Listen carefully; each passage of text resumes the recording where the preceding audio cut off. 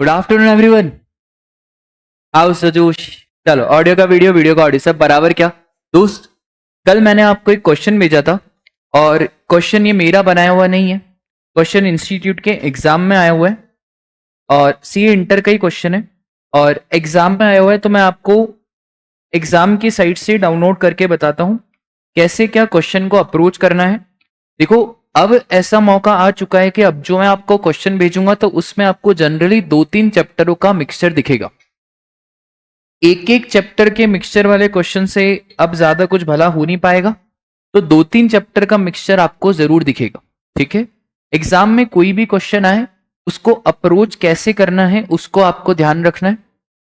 तो सर एक और चीज, होमवर्क प्लीज करो यार, बिना होमवर्क के बहुत मुश्किल रहता है। अभी मैं क्वेश्चन भेजूंगा तो कर पाओगे और 30 जून को डेडलाइन बना दो, 30 जून तक कोर्स खत्म करना है। देखो, मैं आपको मेरे भाई से कंपेयर करता हूं, मैं सच्ची बात बोल रहा हूं। वो मेरा भाई है, वो मेरा कजिन भाई है। उसको मैं चाहता तो पेस पे बुला सकता था, वो उसने बोला मैं आऊंगा ही नहीं पेस पे। मतलब क्यों नहीं आएगा? बोले भाई मैं सुबह को 5 बजे उठता हूँ, पेस वाले 5 बजे क्लास लगाएंगे क्या? रोज 8 महीने हो गए हैं डॉट, रोज सुबह को 5 बजे उठता है, पढ़ता है डेस्क पे 12 घंटे पढ़ता है, रात के 9 बजे हटता है, आधा एक घंटा मेरे पास आता है एडवाइस लेने के लिए, साहिल ये वाला टॉपिक हो गया, ये वाला हो गया, अब क्या करूं, अब कौन सी क्लास लूं, अब क्या करूं। 30 जून की टारगेट है उसका, 30 जून तक रैंक फोर्थ ग्रुप, और उसका ऐसा सपना है कि यार एक ना एक तो रैंक लाए, अभी वाला तुम्हारे साथ। ठीक है, अभी अभी जनवरी जैसा नवंबर होने वाला था, तो नवंबर के हिसाब से 30 जून तारीख थी, अब कौन सा हो गया है, जनवरी। तो आप मुझे प्रूव करके बता दो कि सर हम भी सर आपके भाई जैसे ही हैं और उसमें जितना डेडिकेशन है उससे 4 गुना हम में, पर दिख नहीं रहा है, दिख नहीं रहा है। तो वो दिखना तो चाहिए यार, है ना। तो देखो, मैं तो बिल्कुल ऑन द फेस बोलने वाला इंसान हूं, मेरे को ऐसे शुगर कोटेड वाली बातें आती है नहीं। ठीक है, प्रेरक सर होते तो वो शुगर कोटिंग वाली बातें अच्छे करते हैं, मेरे से नहीं होता है। जो सच है वो सच है, पढ़ाई तो करनी पड़ेगी बेटा। और इंटर इंटर में क्या अटेम्प्ट लगाना, इंटर कोई है ही नहीं अटेम्प्ट लगाने का। ठीक है, और लाइफ में जितनी जल्दी सीए बनेंगे उतना पढ़ पाएंगे ना, फटाफट फटाफट। ठीक है, चलो आ जाओ। फिर ये वाला क्वेश्चन है, अब कोई भी क्वेश्चन एग्जाम में आए ना, तो बेसिक बेसिक बातें बता रहा हूं कि कैसे क्वेश्चन को अप्रोच करना है, कैसे क्वेश्चन को लिखना है। अभी इसलिए बता रहा हूं क्योंकि अभी हमारे अच्छे खासे चैप्टर हो चुके हैं, तो आप होल एंड सोल वाला क्वेश्चन आराम से कर सकते हो।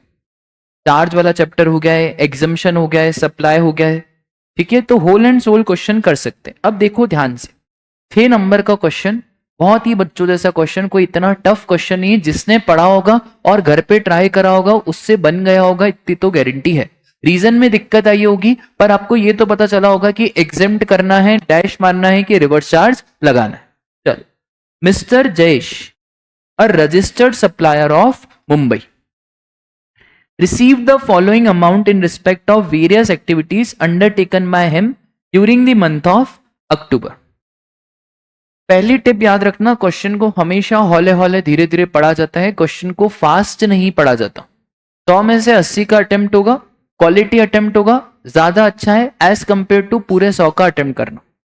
ऐसे भी फ्रेंड रहते हैं जो 80 का अटेम्प्ट करते हैं और उनके 60-70 आते हैं, और ऐसे भी रहते हैं जो 100 का अटेम्प्ट करते हैं और उनके 40 आते हैं। All focus is on quality. ठीक है, चलो। Commission received as a recovery agent from NBFC. अभी हमने पढ़ा हुआ है कि सर अगर कोई भी कमीशन आपको एनबीएफसी से मिलता है, बैंकिंग कंपनी हो गया, फाइनेंशियल इंस्टीट्यूशन हो गया, रिकवरी एजेंट को जो कमीशन मिलता है वो टैक्सेबल होता है। कौन से मैकेनिज्म में? आरसी। अच्छा, क्वेश्चन में आखिरी में पूछा क्या है, you are required to compute gross value of supply on which GST is to be paid by mister Jayesh. तो क्या इसके ऊपर जीएसटी जयेश पे करेगा? नहीं करेगा। तो मैं यहां पे लिखूंगा क्या? और यहां पे रीजन में सिर्फ इतना सा आएगा कि services by recovery agent to banking company, financial institution, NBFC is taxable under reverse charge mechanism. बहुत है। आई बात समझ में? ये कितने जने ऐसा डैश मार के आए? ठीक है, बहुत बढ़िया। इसके बाद actionable claim receive from normal business data, पुराना टॉपिक। सर एक्शनेबल क्लेम में हमने शेड्यूल 3 में पढ़ा था actionable claim other than specified actionable claim, और स्पेसिफाइड एक्शनेबल क्लेम में lottery, batting, gambling, horse racing और ऑनलाइन गेमिंग और कसिनोस, ये सारी चीजें आती है। इनको छोड़ के जो भी एक्शनेबल क्लेम है वो सब शेड्यूल नंबर 3 से आउट हो जाते हैं। तो यहां पे भी ये डैश ही आएगा, पर यहां पे मत लिख देना exempt.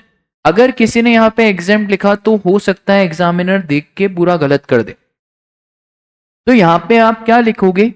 As per schedule 3 supply of actionable claim other than specified actionable claim is covered under schedule number 3। ठीक है, मैं लिखवाऊंगा, अभी रुक जाओ। ठीक है, तो इस कवर्ड अंडर शेड्यूल नंबर 3, वैसा करके आपको लिखना पड़ेगा, यहां पे भी कुछ नहीं आएगा। फिर amount received from ABC for classical dance in one programme. भाई क्लासिकल डांस का लिमिट कितना है? 1.5 लाख, और यहां पे 174,500, तो दिस इज टैक्सेबल। और रीजन में बस इतना आएगा कि as per exemption notification number 12 2017, number याद है, बहुत बढ़िया। अगर नंबर नहीं याद है तो as per the exemption notification.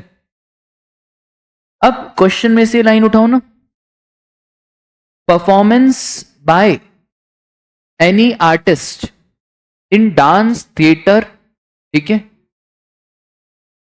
Amounting to ₹1,50,000 is exempt.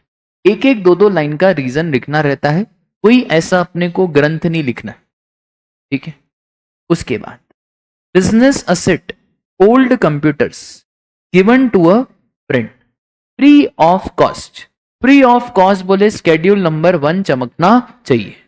Schedule number 1 में हमने देखा था permanent transfer of business assets where ITC has been availed. अगर आईटीसी अवेल करा होगा तो ही सप्लाई बनेगा, और साफ लिखा हुआ है क्या? तो फिर यहां पे कुछ भी नहीं। अगर आईटीसी अवेल करा होता तो कितना लिख देते? 51,000। उसके बाद हाँ राजा, क्या क्या किससे कम होता?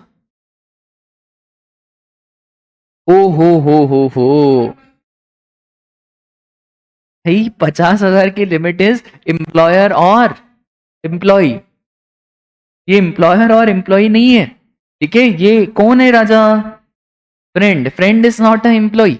वो 50,000 की लिमिट कहां पे है? एम्प्लॉयर और एम्प्लॉय, ठीक है। उसके बाद 1 month rent from registered individual for residential dwelling for use as residence. अब इन नालायकों ने जानबूझ करके फंसाया क्या लिख के, तो क्या करे? उससे कोई लेना देना नहीं है। This is also what? Residential dwelling for use as residence is always exempt. खत्म। 2 मिनट है ना, 2 मिनट। ये हो गया हमारा आउटवर्ड सप्लाई। आउटवर्ड सप्लाई में बस एक ही टैक्सेबल आया, कितना? 1,74,500, ठीक है। ये किस किस का यही है भाई? 174,500, बहुत बढ़िया। इसके बाद इनपुट सर्विसेज। इनपुट सर्विसेज पे सर हमको आईटीसी मिलता है, और अगर आरसीएम है तो हम ही को पे करना पड़ेगा रिवर्स चार्ज में। Paid to unregistered GTA for various consignment of transportation by road. Each individual is less than 1450। क्या इससे कोई लेना देना है? क्या इससे कोई लेना देना नहीं है। 15,100। क्या डोरेमोन वाले गुड्स से? सर कुछ बोला ही नहीं, तो डोरेमोन वाले गुड्स नहीं है। तो सर जीटीए में तो सर क्या होता है ना, अगर स्पेसिफाइड रेसिपिएंट है तो सर जीएसटी तो लगेगा ही लगेगा, और रिवर्स चार्ज मैकेनिज्म में देना पड़ेगा। क्या हम स्पेसिफाइड हैं? हाँ, हम कौन है राजा? Registered supplier. इसका मतलब है ये वाली चीज पे भी जीएसटी लगेगा। कौन से मैकेनिज्म में? आरसीएम। हमको कंपलसरी कैश में पे करना पड़ेगा और हम इसका आईटीसी भी ले लेंगे। ठीक है। और आखिरी में इन्होंने बोला ऑल द अमाउंट, ठीक है, aggregate turnover in previous year was 42 lakh, मतलब रजिस्टर्ड है 42 लाख, और you are required to calculate gross value of supply on which GST used to be paid by mister Jayesh for the month of October. ठीक है। ये question कोई ऐसा दमदारी वाला question नहीं मानता हूं मेरे हिसाब से। क्वेश्चन में बस ये याद रखना यार राजा, प्रोविजन इधर उधर के तो आएंगे ना, मतलब सिर्फ एक चैप्टर के थोड़ी प्रोविजन आएंगे। प्रोविजन जब आएंगे तो दूसरे चैप्टर के भी इंटरलिंक आएंगे। अभी हम सीए इंटर में, तो सीए इंटर में ऐसा तो रहेगा कि जब आप एक चैप्टर के प्रोविजन पढ़ रहे हो तो आपको इंटरलिंकिंग भी पता होनी चाहिए कि इसका इससे इंटरलिंक है। तभी तो मैं जब जीटीए आपको पढ़ा रहा था मैंने पूरा बताया राजा, यहाँ पे एग्जेम्प्ट रहता है, यहाँ पे टैक्सेबल रहता है। सर ये क्वेश्चन एग्जाम में आएगा तो कैसे क्या लिखेंगे? सबसे पहले बेसिक चीज, पहला क्वेश्चन ये 8 नंबर का आता है, ये हम करेंगे जब हमारा आईटीसी वाला चैप्टर हो जाएगा, तब हम ये बड़े बड़े क्वेश्चंस की बहुत सारी प्रैक्टिस करेंगे। अभी तो ये नहीं करा सकते क्योंकि आईटीसी का चैप्टर अभी हुआ नहीं है। सर एक बात बताओ, ये कौन सा क्वेश्चन है हमारा? तो ये है हमारा क्वेश्चन नंबर 5E। हाँ 5A जो भी है क्वेश्चन नंबर, सबसे पहले आपको हेडिंग डालनी पड़ेगी यहाँ पे, सॉल्यूशन 2। ये हेडिंग प्लीज आप मिडिल में ही डालना, ठीक है। ये हेडिंग साइड में नहीं जानी चाहिए और मिडिल में ही रहनी चाहिए। सर राइटिंग के नंबर कटते हैं, एक नंबर राइटिंग का नहीं कटता है, रीजन सही होना चाहिए, ठीक है। अब हमेशा याद रखो वो पूछ क्या रहा है, क्या पूछ रहा है राजा वो? उसने हमसे क्या पूछा सर?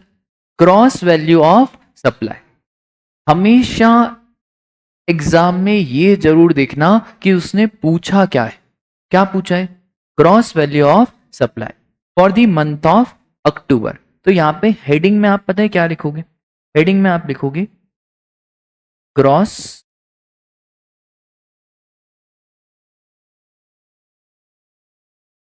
ऑफ मिस्टर जयेश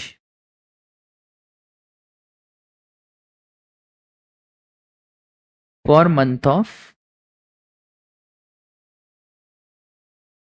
अक्टूबर। और सर कौन सा है? 22 है क्या ये? तो अक्टूबर 22। अब मैंने आपको ऑलरेडी बता के रखा है कि sir we will try to present our answer in table form. जब क्वेश्चन खुद टेबल फॉर्म में, तो हम भी आंसर कैसे लिखेंगे राजा? टेबल फॉर्म में लिखेंगे। तो सर अब टेबल में क्या क्या कॉलम बनाएंगे, पहले ये सोचो, पहले ये सोचो कि टेबल में क्या क्या कॉलम बनाएंगे। तो सर देखो, सीरियल नंबर बनाएंगे? नहीं बेटा, बड़े बच्चे हो गए, ये सब फोकट के कॉलम बनाने की जरूरत नहीं है। सबसे पहला कॉलम कौन सा बनाना है तुमको? पर्टिकुलर्स, ठीक है। आपकी और मेरी बात हो गई कि हम पहला कॉलम बनाएंगे किसका? पर्टिकुलर्स।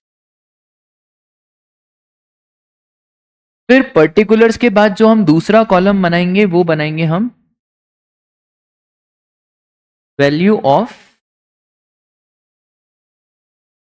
अगर आप दो कॉलम बना रहे हो, नीचे रीजन लिख रहे हो, चलेगा, वेल एंड गुड।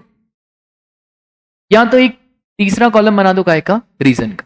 मैं आपको ऐसा एडवाइस करूंगा कि क्यों आपको अपनी मेहनत बढ़ानी है, यहीं पे हम नीचे लिखते जाते हैं। और जैसे हम यहाँ पे नीचे लिखते जाएंगे, इससे रीजन बहुत बड़े होने चाहिए क्या? नहीं, रीजन बड़े नहीं होने चाहिए, आपका रीजन अप्रोप्रिएट होना चाहिए। बड़े रीजन का तो वैसे भी कोई नंबर है ही नहीं, ठीक है। अब ट्रांजैक्शन नंबर 1 क्या है हमारा? ट्रांजैक्शन 1 मेरी मानो तो सीरियल नंबर लिख दो, इसलिए लिख दो क्योंकि फिर वो क्वेश्चन में आइडेंटिफाई हो जाएगा, ठीक है। इन्होंने सीरियल नंबर में दिया हुआ है तो वो क्वेश्चन में आइडेंटिफाई हो जाएगा, तभी मैं लिख रहा हूं। तो serial number 1 as it is, जो ट्रांजैक्शन है वो आप लिखोगे एज इट इज, ठीक है। सर शॉर्ट में भी लिख सकते हैं, हाँ शॉर्ट में भी लिख सकते हैं, कोई दिक्कत की बात नहीं है। अब आप यहां पे वैल्यू ऑफ सप्लाई में क्या मारोगे? डैश। और यहां पे लिखोगे services bye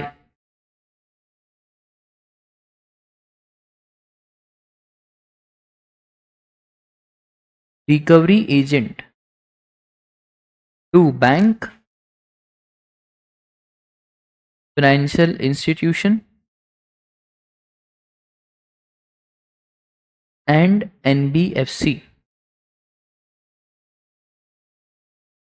is taxable under, RCM बोलना बंद कर दो, है ना, लिखना है तो पूरा पूरा लिखना है, ठीक है, लिखने में प्लीज आरसीएम मत लिखो, इज टैक्सेबल अंडर। हाँ, अब जब मैंने यहां पे ब्रैकेट में आरसीएम लिख दिया तो अब मैं आगे क्या लिख सकता हूं, आरसीएम, पर शुरू में तो मुझे क्या लिखना पड़ेगा, रिवर्स चार्ज मैकेनिज्म। मैं वैसे ही आंसर लिख के बता रहा हूं जैसे एक बच्चा लिखेगा। मैं चाहूं तो यहाँ पे सेक्शन भी चिपका सकता हूं, पर मेरे को अभी नहीं चिपकाने हैं सेक्शन नोटिफिकेशन नंबर, क्योंकि एट द एंड बच्चे को इतना सब याद नहीं रहता है, ठीक है। और वैल्यू ऑफ सप्लाई में डैश हो गया। सर सीरियल नंबर 2, हाँ क्या है serial number 2, actionable claim receive from normal business debtor. तो सर एक्शनेबल क्लेम के बारे में हमने ये देखा था कि सर स्केड्यूल 3 में लिखा हुआ था एक्शनेबल क्लेम, तो यहां पे आप ट्रांजैक्शन तो लिखोगे और यहां पे रीजन लिखोगे, एक्शनेबल क्लेम अदर देन,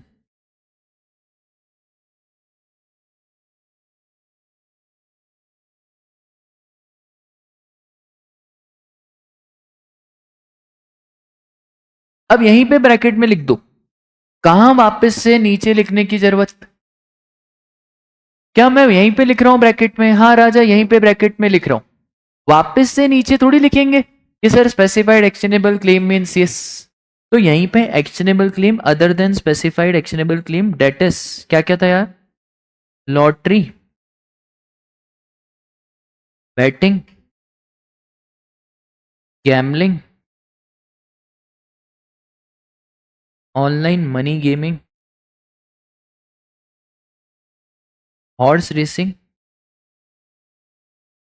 और कैसीनो, एक्सेट्रा करके भी लिख सकते हो, कोई दिक्कत की बात नहीं। ये तो बहुत चल रहा है आजकल यार, आजकल मेरे दोस्तों को भी पता नहीं क्या हो गया है, पता नहीं कौन कौन सी ऐप लेके हैं, बोले साहिल 10 पे 100 का भाव चल रहा है। मैंने कल उनसे सीखा कि भाव क्या होता है, तो उसने बोला देख अभी ये सनराइजर्स जीत रही है, तो अगर 10 रुपए लगाएगा तो 100 रुपए मिलेंगे, फिर जैसे विकेट हो जाएगा तो भाव कम हो जाएगा। सारी जो, हाँ ऐप वैप नहीं, सब इलीगल वेबसाइट होती है, ठीक है, ये कोई ऐप वैप नहीं होती, सब इलीगल वेबसाइट्स हैं सारे।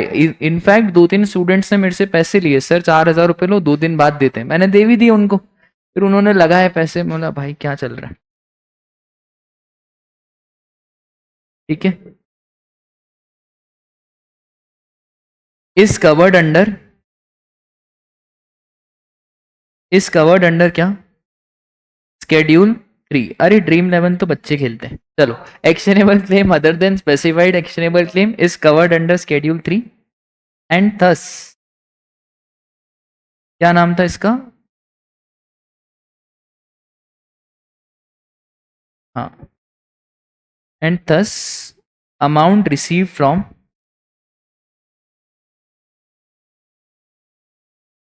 Debtor is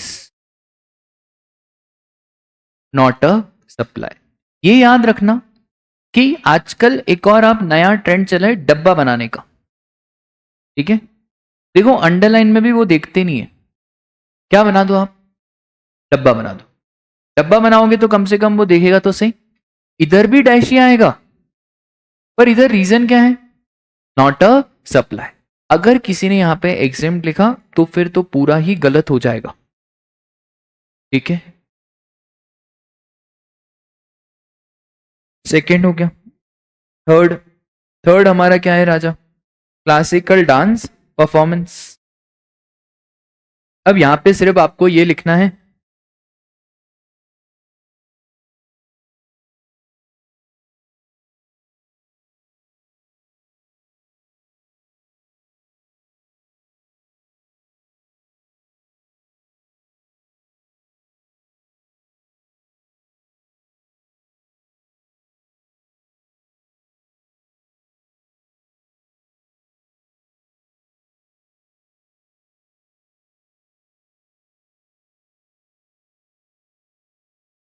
is exempt up to. अच्छा, अब कोई ये ज्ञान गणित नहीं करके आएगा sir if he is performing as a brand ambassador then, अरे भाई पहले ही तेरे पास कम टाइम रहता है, अब पूरा उसको ज्ञान गणित दे क्या होगे कि सर अगर ब्रांड एम्बेसडर है, वो वाला क्वेश्चन आया क्या ब्रांड एम्बेसडर वाला? नहीं, तो सिर्फ आपको कितना लिख के आना है 1.5 लाख। पर अगर यहाँ पे लिखा रहता ब्रांड एम्बेसडर वाला पॉइंट, तो फिर मैं वो ब्रांड एम्बेसडर वाला भी पॉइंट लिखता।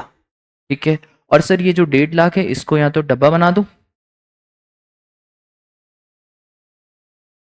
या तो इस पे अंडरलाइन कर दो। ठीक है, एग्जाम के क्वेश्चन भेजूंगा अभी जो आएंगे, डंडा लेके आऊंगा क्लास में, नहीं करके आओगे तो फिर खैर नहीं है तुम्हारी। ठीक है, अभी एग्जाम के क्वेश्चन आएंगे, जैसे ही अभी एग्जाम होगा तो भेजूंगा मैं एग्जाम के क्वेश्चन। आरसीएम का क्वेश्चन हर बार आता है, एग्जामिशन का क्वेश्चन हर बार आता है, लेवल लेवल को इतना आता है नहीं खास, पर मुझे चाहिए आपकी कॉपी में लिखा हुआ। ठीक है, क्या? नहीं, कभी भी आएगा। टाइम कैसे मैनेज करोगे तुम लोग? मैंने आज क्यों भेजा बताओ? मैं ये देखना चाहता था कि तुम टाइम मैनेज कर पाते हो नहीं, क्लास के बीच में टाइम निकाल पाते हो नहीं। अरे हम क्लास के बीच में उनसे मिलने चला जाया करते थे, तुमसे होमवर्क नहीं हो रहा है 5 मिनट, यही तो मैं सिखाना चाह रहा हूँ तुमको। मैं एक टाइम पे भेज सकता हूँ पर मेरे को नहीं भेजना है, बहुत बार अर्जेंसी आती है। तो मैंने ये देखा कि क्लास के कितने बच्चे ऐसे हैं जो फटाफट शातिर दिमाग से, स्मार्ट माइंड से, जैसे ही सर ने क्वेश्चन भेजा, मनोज सर की क्लास हुई, 10 मिनट का ब्रेक हुआ, वो बाहर नहीं गए, लिखना शुरू कर दी। ठीक है, तो ध्यान रखा करो ये बात। अच्छा, लगी नहीं आज? तो कितना अमाउंट है? 1,74,500। बस पहला अमाउंट ही आया हमारा कितना? 174,500। उसके बाद फोर्थ ट्रांजैक्शन कौन सा है? Business assets. अच्छा, इसका रीजन अब हम क्या लिखेंगे बिजनेस असेट्स का? एज पर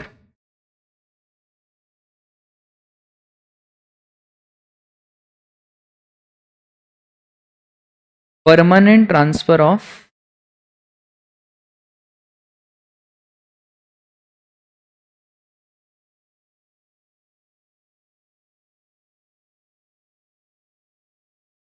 वेयर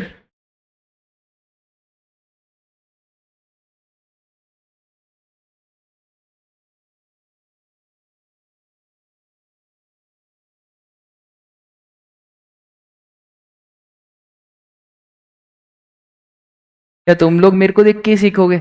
मैं आईटीसी लिखूंगा तो तुम भी आईटीसी लिखोगे, तो क्या करे, where input tax credit.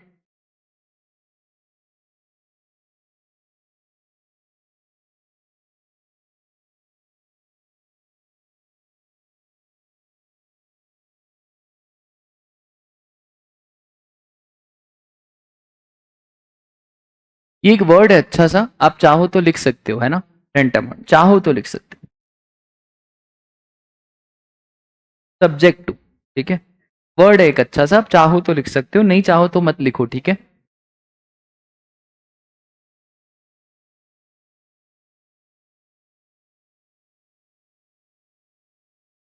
Even if there is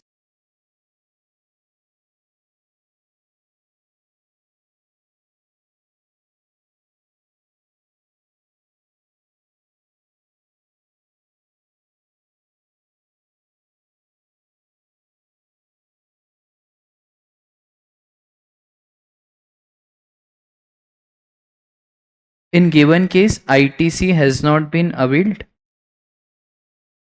तो द सेम इज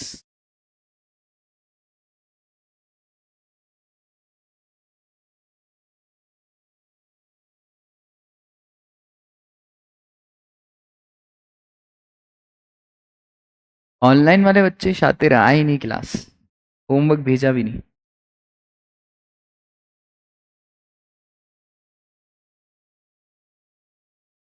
वो फिर एक और कॉलम बनाना पड़ता सीजीएसटी, एसजीएसटी, आईजीएसटी का। ठीक है, अब बड़ा क्वेश्चन जब करेंगे, अभी तो बड़ा क्वेश्चन करने का अभी वो नहीं है, मतलब आईटीसी वाईटीसी चैप्टर हो जाएगा, तब अपन थोड़े बहुत बड़े क्वेश्चन भी करेंगे, 2-2 3-3 घंटे की क्लास लगाएंगे, बड़े बड़े क्वेश्चन करेंगे प्रैक्टिस के लिए।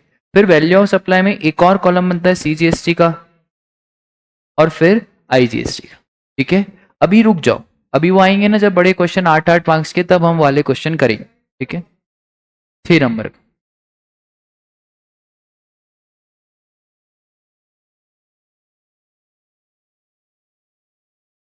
60%, 50-60%।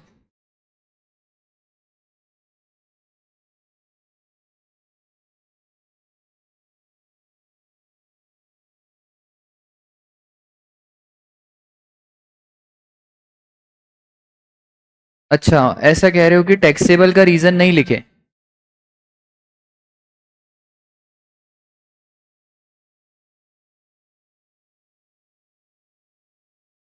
क्यों इतना कॉम्प्लिकेटेड करना है? बस देखो, अगर बहुत बड़ा क्वेश्चन है ना, तो रीजन में सिर्फ इतना सा आप क्या कर सकते हो, जैसे एग्रीकल्चर का इतना सारा दिया है, तो उसमें एक स्मार्ट स्ट्रेटेजी क्या होगी कि पहले एग्रीकल्चर का थोड़ा सा समझा दिया, 4-5 लाइन में एग्रीकल्चर का समझा दिया, फिर रीजन में बस इतना सा लिखना है, it is taxable, it is exempt as per above. आया समझ में? एक एक चीज को नहीं बताना है, हम शुरू में ही प्रोविजन लिख देंगे 6-8 लाइन का, ठीक है। बढ़ू आगे। ये हो गया हमारा 4th पॉइंट। अच्छा, इधर भी क्या आएगा हमारा? डैश, ठीक है। उसके बाद सर 5th पॉइंट। अच्छा, 5th पॉइंट में हमको लिखना पड़ेगा क्या? रीजन, और वो तो लिखोगे, सर्विस बाय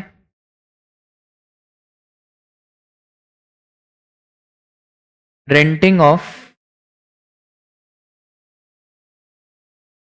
रेसिडेंशियल ड्वेलिंग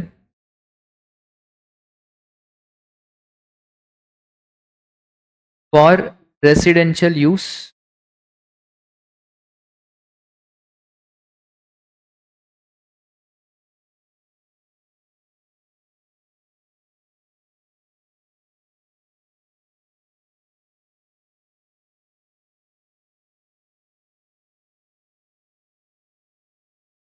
ठीक है। और ये 5 चीजें हो गई राजा। एक और चीज मुझे यहाँ पे लिखनी पड़ेगी, क्योंकि वो आरसीएम है ना, तो आरसीएम का भी टेक्स्ट तो लिखना ही पड़ेगा। तो सीरियल नंबर 6 लिखने से पहले यहाँ पे आप लिखोगे क्या? Inward services. अब इनवर्ड सर्विसेज में वो पूरा का पूरा वो, और अब जीटीए का तो इतना ज्ञान है आपके पास कि आप 2 पेज लिख सकते हो, पर इतना ज्ञान हमें लिखना नहीं है। हमें सिर्फ क्या लिखना है? GTA services to specified recipient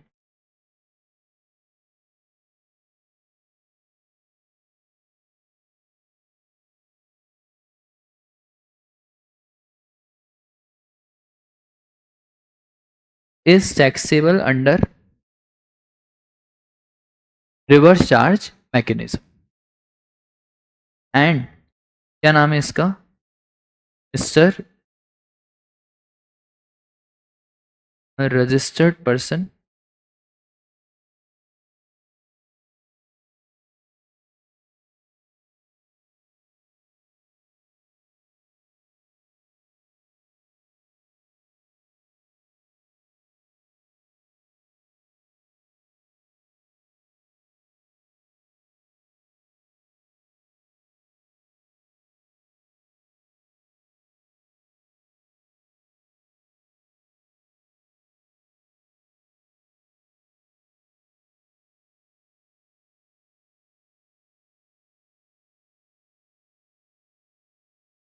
amount कितना है? 15,000।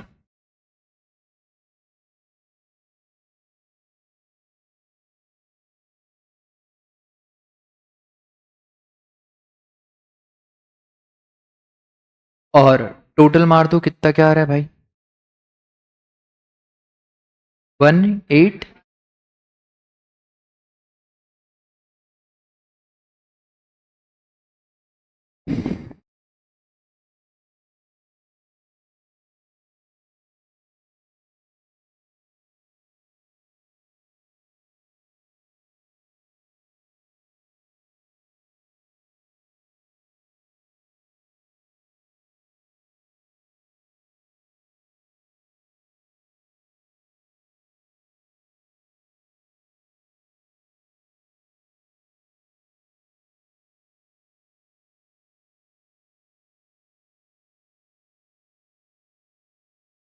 क्या पेपर पैटर्न? नहीं, वैसा कुछ नहीं है।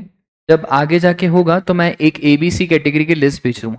ठीक है, हर अटेम्प्ट में मैं एबीसी कैटेगरी की लिस्ट भेजता ही हूँ कि कौन से टॉपिक्स पहले करने, फिर कौन से बाद में करने और कौन से एंड में देखने। ठीक है, वैसा वेटेज तो पूरे इंस्टीट्यूट ने कहीं भी नहीं दिया, बस इंस्टीट्यूट ऐसा लिखता है 20 से 30 मार्क, 20 से 30% मार्क्स के क्वेश्चन इसमें से आएंगे। आशुतोष, अगर एक फ्लैट रेसिडेंस को है और बाकी कमर्शियल के लिए, तो रेसिडेंस वाला एग्जेम्प्ट हो जाएगा और कमर्शियल वाला टैक्सेबल हो जाएगा। अगर रजिस्टर्ड है सामने वाला तो रिवर्स चार्ज लगेगा, और अगर रजिस्टर्ड नहीं है तो फिर फॉरवर्ड चार्ज ही लगेगा। ठीक है, ब्लू क्लियर है क्या? कैसे क्वेश्चन को अप्रोच करना है वो बहुत इंपॉर्टेंट है। ठीक है, जैसे एक और ये वाला क्वेश्चन भी हमने क्लास में करा था, एग्जामिशन वाला। ये mister Shyamdas was admitted to Suraksha, 6 और 4 10 नंबर तो यही सड़े सड़े में दे देता है वो, कुछ है ही नहीं। याद है वो रूम रेंट का कितना था? बस अब देखो इसमें भी ना, अगर रीजन इतना एक एक का लिखने जाओगे तो बहुत ज्यादा हो जाएगा। एक एक का नहीं लिखना है, बस आपको यहाँ पे यही लिखना है कि room other than CCU ICU neonatal care unit exceeding ₹5,000 is taxable. ठीक है, बस 7,000 पर डे फॉर 2 days, तो टोटल कितना हो गया? और बाकी सब चार्जेस क्या होते हैं? खत्म, 4 में से 4 नंबर। कॉपियां पड़ी है मेरे पास तो, सिर्फ ये एक पॉइंट लिख के आए ये टैक्सेबल, बाकी सब एग्जेम। सब इंस्टीट्यूट नंबर देता है, वो नंबर इसलिए नहीं देता है क्योंकि तुम्हारे काम ही इतने शानदार है। आधे बच्चों ने पता है क्या करा, बिल्कुल महान काम, आधे बच्चों ने इस 4,000 को भी क्या कर दिया, अरे यार अदर सर्विसेज क्या वहां पे कोई, कैसी बातें करते हो भाई? अदर मतलब हॉस्पिटल की सर्विसेज है ना भाई, अदर सर्विसेज में क्या वहां पे कोई अरिजीत सिंह आके गाएगा? तो फिर अब लोगों ने अदर सर्विसेज के, अब देखो हुआ क्या, 4, 2 तो वहीं चले गए क्योंकि टोटल आंसर क्या हो गया, गलत। तो अब बचे कितने? 2, 2 मिलेंगे। इसमें कितने मिलते फिर? 2। ठीक है, तो मैं यही आपको समझाना चाह रहा हूं कि यार आंसर का बहुत ज्यादा इंपॉर्टेंस है। ये जो लास्ट वाला आंसर है ना, उसका बहुत ज्यादा क्या है, इंपॉर्टेंस। स्टेप मार्किंग और उसके भरोसे मत रखो, लॉ को बहुत अच्छे से क्लियर रखना जरूरी है। आया आपको समझ में कि कैसे क्या हमको करना रहता है क्वेश्चन?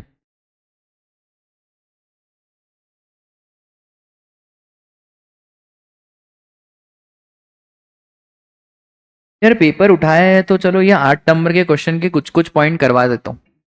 अभी मेरे बाद किसकी क्लास है? चलो ठीक है, ये पेपर उठाया तो चलो आप इसको कोशिश करो फर्स्ट वाला पढ़ के।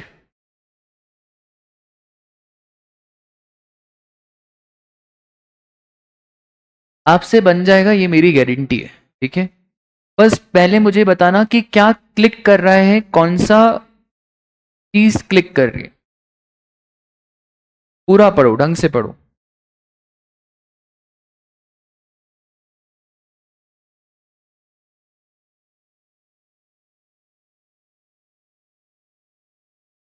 हिंट दूं हिंट? नहीं, चलो आगे आगे और पढ़ो क्वेश्चन, और पढ़ो। चीज भी इतनी शानदार है, बस आपके दिमाग को क्लिक कर जाए।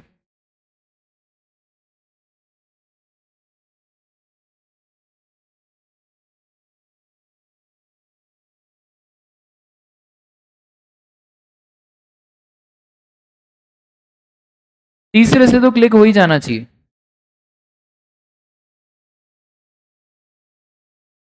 हाँ, अकेले होना चाहिए क्लिक, फिर करेंगे क्वेश्चन। तो this is of composite and mixed supply.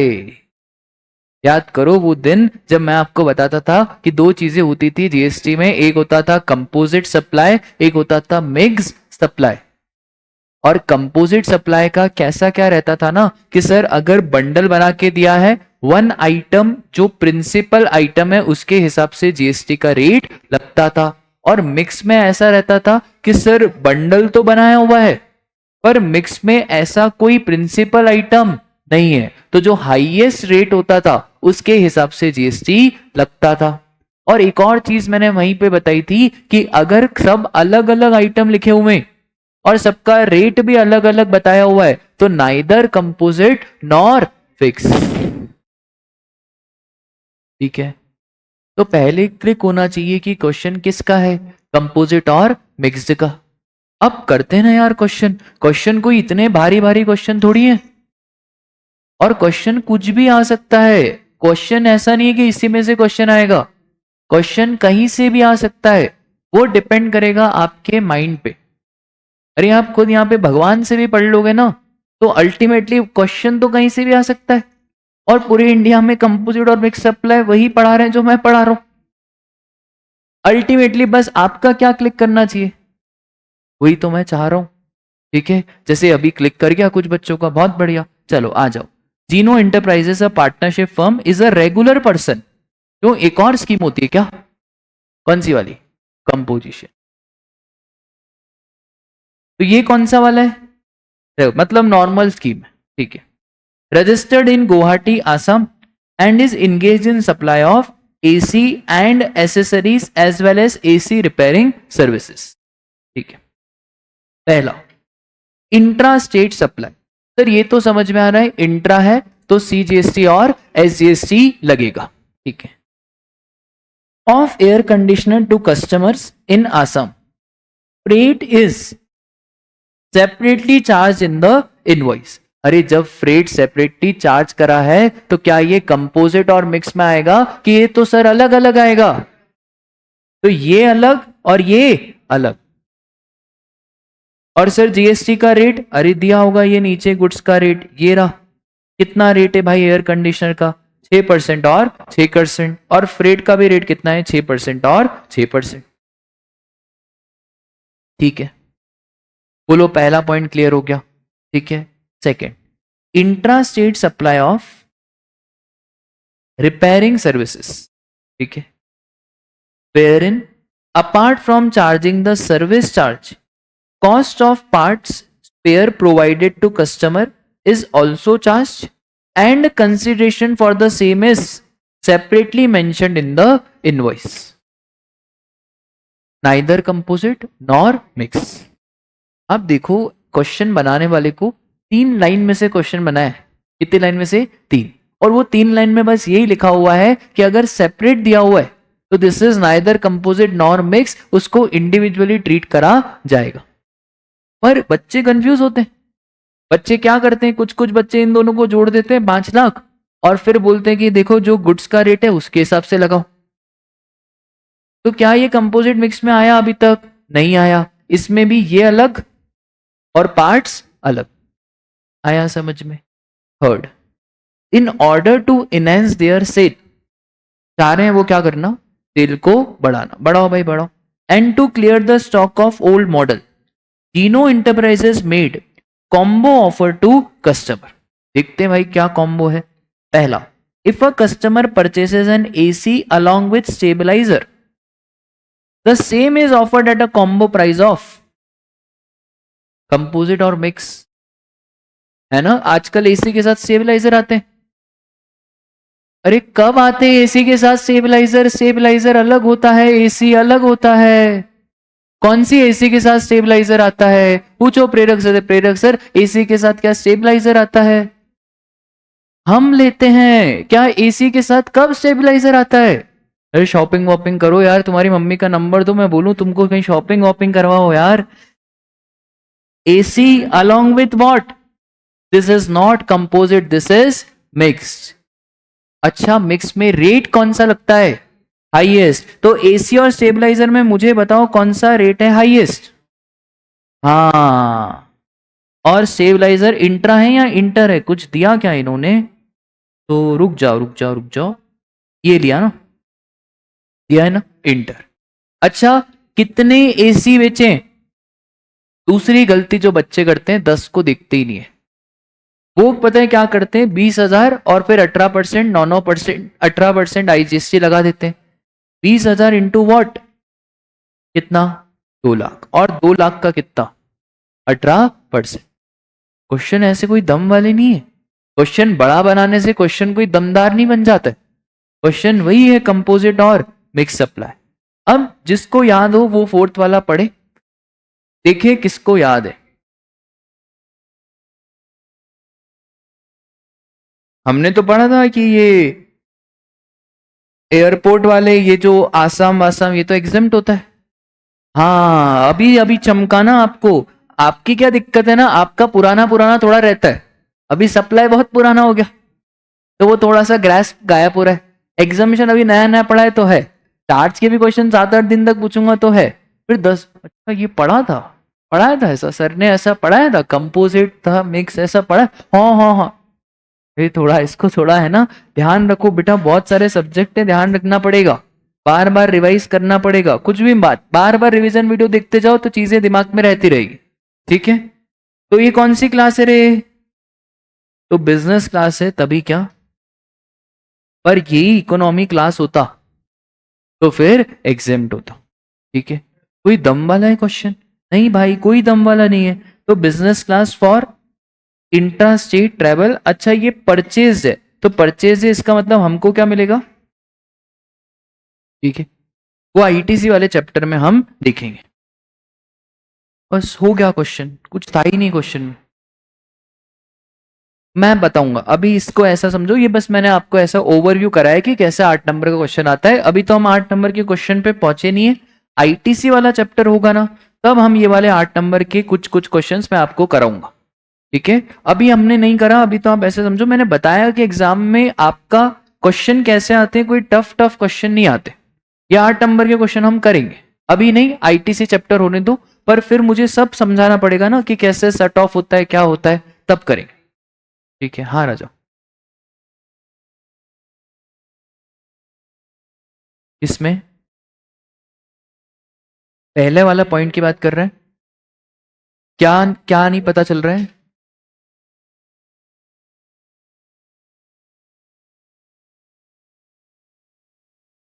हाँ, ये बात तो सही है कि लास्ट में थर्ड पॉइंट पढ़ने से पता चला कि मिक्स सप्लाई, अगर बहुत बार रिवीजन करा है ना, तो बहुत बार रिवीजन करने में आपको ये पॉइंट ऑटोमेटिकली चमक जाएगा कि एसी के साथ रिपेयर सर्विसेज साथ में आती है।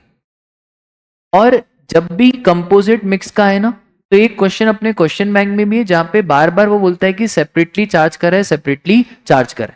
तो अगर हमने सेपरेटली चार्ज करा हुआ है तो वहां से क्लिक हो जाएगा, ऐसी कोई दिक्कत नहीं, फर्स्ट से क्लिक नहीं हुआ, सेकंड से क्लिक नहीं हुआ, थर्ड से क्लिक हो गया, क्लिक तो हो ही जाएगा, या तो फर्स्ट से, या तो सेकंड से, या तो थर्ड से। अच्छा अगर क्लिक नहीं भी होता तो तुम क्या करके आते? तुम यही करके आते, गुड्स का अलग लगाते और फ्रेट का अलग लगाते। ठीक है, बोलो बात क्लियर है क्या? पक्का? बहुत बढ़िया। मनोज सर आए क्या? आधा घंटा मैंने कुछ पढ़ाया तो है नहीं आज।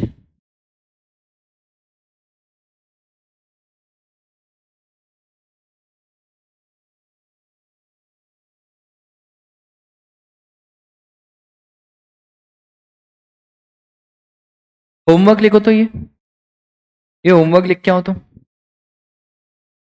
3 क्वेश्चन लिख के आओ। थ्योरी, आप पूछते हो ना यार थ्योरी आएंगी क्या, थ्योरी, तो ये थ्योरी के क्वेश्चन।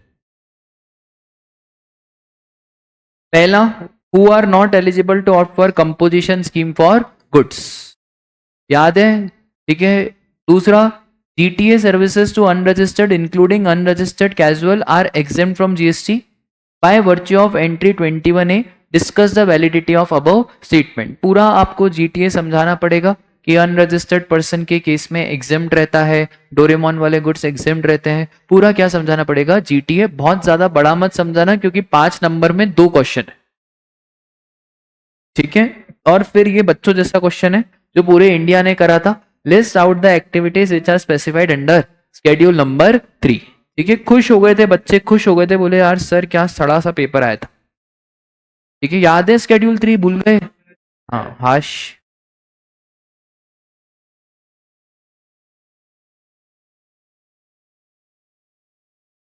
चलो अभी थोड़ा सा पुराना पूछेंगे। अभी रुक जाओ बेटा, पुराना पूछूंगा। सप्लाई तुमको भूलता गया है, सप्लाई वप्लाई तुमको कुछ याद नहीं है। सप्लाई की 3 कंडीशन होती है, कौन कौन सी?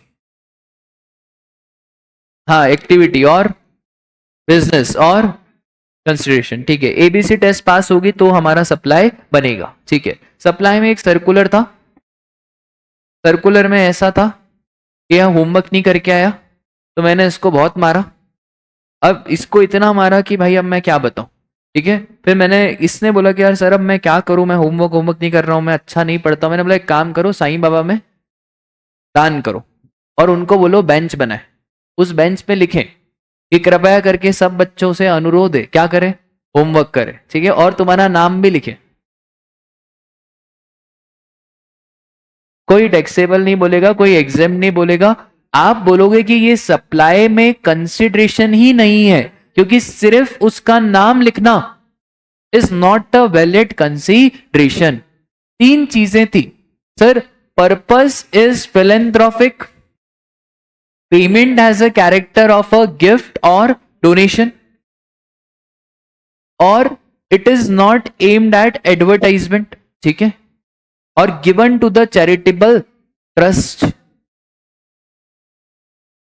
3 पॉइंट ध्यान है, अगर ये 3 पॉइंट फुलफिल होते हैं तो there is not a valid consideration. पर अगर इसने सोचा कि यार अपन लिखवा तो रहे हैं, इसने पास में पापा की शॉप का नाम भी लिखवा दिया, तो सर फिर ये एडवर्टाइजमेंट हो गया, तो फिर हम यहां पे सर सप्लाई मानेंगे और जीएसटी की बातें करेंगे, ठीक है। दूसरा, आर्टिस्ट ने आर्ट गैलरी में आर्ट रखा, हाँ, जब तक बिकेगी नहीं तब तक सप्लाई नहीं बनेगी। No claim bonus, no claim bonus का मतलब होता है क्योंकि हमने क्लेम नहीं करा तो फिर हम आपको क्या देंगे, डिस्काउंट देंगे, तो डिस्काउंट तो माइनस होगा ना, तो नो क्लेम बोनस हमारा सप्लाई नहीं बनेगा। उसके बाद सर सप्लाई चैप्टर में कंसिडरेशन था, और एक्टिविटी बिजनेस तो सिंपल था, सेल बार्टर ये सारी चीजें आएगी। 3 स्केड्यूल थे, 1, 2 और 3। शेड्यूल नंबर 1 में 4 ट्रांजैक्शन। पहला transaction, permanent transfer of business assets where. दूसरा transaction sir, supply of goods and और सर्विसेज बिटवीन डिस्टिंक्ट पर्सन और रिलेटेड पर्सन। अच्छा, डिस्टिंक्ट पर्सन कौन होता था सर, डिस्टिंक्ट पर्सन हमारा होता था अगर हमारे जीएसटी नंबर अलग अलग होते हैं, स्टेट वाइज होते हैं, तो एमपी का जीएसटी नंबर अलग, महाराष्ट्र का जीएसटी नंबर अलग, तो ये एमपी और महाराष्ट्र दोनों को क्या कहेंगे, डिस्टिंक्ट पर्सन। रिलेटेड पर्सन में हमने बहुत सारी बातें देखी थी, उसमें फैमिली की डेफिनेशन याद रहनी चाहिए। What is family, spouse and children always a part of family, brother sister, parents grand parents family का पार्ट तभी बनेंगे जब वो आपके ऊपर डिपेंडेंट होंगे। तो कब बनाओगे उनको डिपेंडेंट, जल्दी जल्दी से ये बनो, ठीक है। तो जब वो आपके ऊपर डिपेंडेंट बनेंगे तभी वो कैसे क्या बनेंगे, फैमिली का पार्ट, ठीक है। उसके बाद सर एम्प्लॉयर और आर्टिकलशिप की बात नहीं करो, है ना, तुम्हारी मजदूरी चलेगी 2000 रुपए की और तुम एम्प्लॉय नहीं हो, यू आर एन आर्टिकल, ठीक है। तो बहुत बार जब हम आर्टिकलशिप में जाते थे तो हमने 1-2 दिन तक यही रिसर्च करी कि आर्टिकलशिप का एक्सपीरियंस लेटर काम आएगा, कुछ काम नहीं आएगा आर्टिकलशिप का एक्सपीरियंस लेटर, क्योंकि कोई एक्सपीरियंस ही नहीं है वहां पे, आपको काम सिखा रहे, और काम सिखाने सिखाने में पूरा काम वो आपसे, खैर छोड़ो। तो सर एक बात बताओ, एम्प्लॉयर और एम्प्लॉय में लिमिट कितनी है, 50,000 पर फाइनेंशियल ईयर पर एम्प्लॉय। तीसरा ट्रांजैक्शन था हमारा import of service. Sir import of service में 2 खाने, ठीक है, एक खाना है विथ कंसिडरेशन, कंसिडरेशन है तो कुछ देखने की जरूरत नहीं है, बिजनेस है यहां, पर्सनल है, always a supply. Import of services अगर विदाउट कंसिडरेशन, तो सर विदाउट कंसिडरेशन है तो सप्लाई बन सकता है अगर 2 चीजें फुलफिल हो गई, रिलेटेड पर्सन हो प्लस बिजनेस यूज हो। Para number 4 sir, principal and agent. कौन सा एजेंट, सच्चा एजेंट, वो एजेंट जो इनवॉइस अपने नाम पे इशू करे। अगर इनवॉइस अपने नाम पे इशू कर रहा है एजेंट, तो जो प्रिंसिपल ने एजेंट को गुड्स दिए सप्लाई बनेंगे, और एजेंट ने प्रिंसिपल को गुड्स दिए वो भी सप्लाई बनेंगे। बात गुड्स की हो रही है, सर्विसेज की नहीं। ठीक है sir, what about del credere agent? तो डेल क्रेडर एजेंट एक ऐसा एजेंट था जो सर प्रिंसिपल को गारंटी देता है कि सर आप टेंशन मत लो, मैं आपको 50 में से जीएसटी में 40 नंबर लाके दूंगा। ऐसी गारंटी आप मेरे को नहीं दे रहे हो, ऐसी गारंटी डेल क्रेडर एजेंट किसको दे रहा है? प्रिंसिपल को, कि आप टेंशन मत लो, कस्टमर पैसे नहीं देगा। तो डेल क्रेडर एजेंट बैठा है। अगर डेल क्रेडर एजेंट सच्चा एजेंट है तो जो इंटरेस्ट है उसको क्या करो? क्लब करो। और अगर डेल क्रेडर एजेंट झूठा एजेंट है तो वो जो इंटरेस्ट है उसको क्या करो? एग्जेम्प्ट करो। ठीक है सर, स्केड्यूल नंबर 2 बच्चों जैसी बात करता था कि गुड्स है यहां सर्विस, अगर टाइटल ट्रांसफर हो रहा है तो गुड्स, और अगर सिर्फ यूज करने के लिए दे रहे हो तो सर्विस। शेड्यूल 2 में बहुत सारी नई नई बातें ऐड हुई। अच्छा, नई नई बातें कौन सी ऐड हुई sir? Sir, to do an act, not to do an act, और to refrain from an act. ये सप्लाई बन जाएगा अगर दो ही कंडीशन फुलफिल हो जाए। पहली कंडीशन एग्रीमेंट होना चाहिए और दूसरा कंसिडरेशन होना चाहिए। इसमें हमने बहुत सारे एग्जाम्पल देखे। क्या क्या एग्जाम्पल सर हमने देखे थे? सर, आपकी शॉप के आगे कुल्फी वाले भैया खड़ा हो गए और टून टून टून टून टून बजा रहा है, ये मैं एक्ट को क्या कर रहा हूं? टॉलरेट कर रहा हूं। टॉलरेट हो रहा है अभी, ठीक है। तो आ गए सर, 5 मिनट दे दो। तो अगर टॉलरेट हो रहा है, फिर रिफ्रेन हो रहा है यहाँ टू डू एन एक्ट, तो ये सप्लाई बन जाएगा। इसमें क्या नहीं बनेगा राजा? चेक डिसऑनर हो गया, पेनल्टी लग रही है, तो ये सारी चीजें हमारी सप्लाई नहीं बनती है। फिर स्केड्यूल नंबर 3 की बातें करी थी। अच्छा, स्केड्यूल 3 याद है? फटाफट से, employ employer in the course of employment, court, tribunal नहीं, क्योंकि ट्राइब्यूनल पे रिवर्स चार्ज मैकेनिज्म लगता है। अब देखो कैसा इंटरलिंक हुआ, court, district court, high court, supreme court, tribunal नहीं, क्योंकि ट्राइब्यूनल पे क्या लगता है? रिवर्स चार्ज लगता है।